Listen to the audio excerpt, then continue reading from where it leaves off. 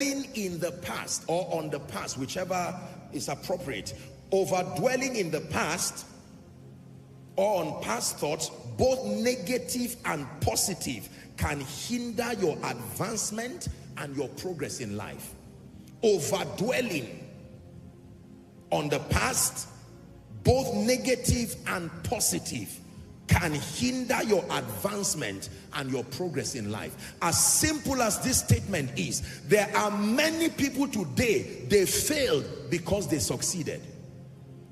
The reason why they became failures was that at one point in their life, they were too successful to be focused. There are many people today who became successful because they so failed that it brought them to a point of determination that they will not fail again. Here he's telling us that the past, whether positive or negative, can have an adverse effect as far as destiny actualization is concerned.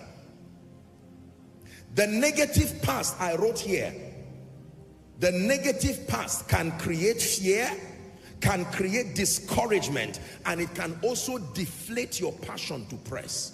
When you dwell on a negative past, it sustains an ability to bring fear, it sustains an ability to bring discouragement, and to deflate your passion to press. Give us Judges chapter 6, please. We'll read from verse 13 to 15. Judges chapter 6. Is God helping someone?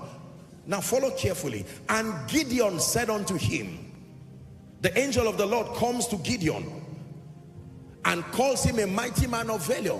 And look at Gideon's response. Go back to 13. Oh my Lord, if the Lord be with us, why then is all this befalling us? And where be the miracles which our father told us of, saying, did not the Lord bring us up from Egypt? But now the Lord had forsaken us and delivered us into the hands of the Midianites. 14. And the Lord looked upon him and said, go in this thy might, and thou shalt save Israel from the hand of the Midianites. Have I not sent you? You thought Gideon would say, wow, I'm now impressed. Look at his response, verse 15. And he said unto him, O my Lord, wherewith shall I save Israel? Behold, my family is poor in Manasseh, and I am the least in my father's house. Dwelling on a negative past. Now you understand what I mean by it can bring discouragement, it can bring fear, it can deflate your passion to press. There are many people today who have lost out on their passion towards life, towards ministry, because their life is a plethora of negative occurrences. Financial problems, marital problems, health problems, ministry failure, maybe mistakes of the past, and all those things combined can become a weapon that the devil can use to deflate your passion. Do you know, I'm sure that every one of you here can bear witness that there are people who at one point you could trace their zeal for life was palpable. I mean, they were bubbling with energy, and a few years down the line, when they've been beaten down left and right by the vicissitudes of life, they watch you in your zeal as a young man and they say, Safe Johnny, this road you are following, we once followed it. Dwelling on a negative past, remember ye not, he says. Hallelujah.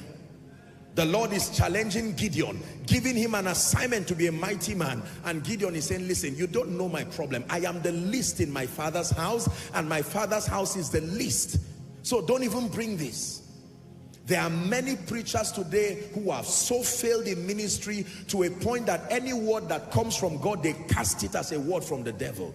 There are many people who have failed in business. There are many champions, custodians of great destinies, that have lost it all. I do not know any great man who has not failed before. When you find one, run away. When you find a great man who has not failed before, you are standing before a risk.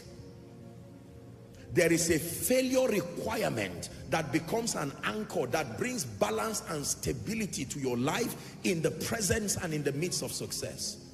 Hallelujah. Are we together now? Yes.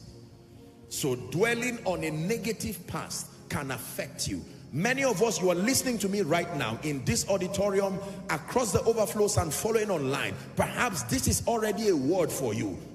In the midst of your failure, there is still an apostle there. In the midst of your failure, there is still a prophet there. In the midst of a failure, there is still a businessman. The kingdom financier is still there. Do not think yesterday went away with the gift and the grace and the mantle and the calling. It is still there. Remember ye not.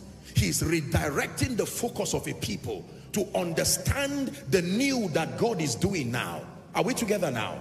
Yes. You cannot discern and understand the prophetic thing God is doing in your family. Apostle, don't tell me about a great life. We've lost 3, 4, 5 members of our family and we do not even know who is next. Remember ye not the former things. When he says remember ye not, he's not saying erode it out of your memory. That cannot happen. He's saying do not dwell, do not give it life and strength. Do not dedicate your focus. Do not invest your attention to that which is dead. You only try to water a tree that is dying, but if it is dead, you leave it. Are we together?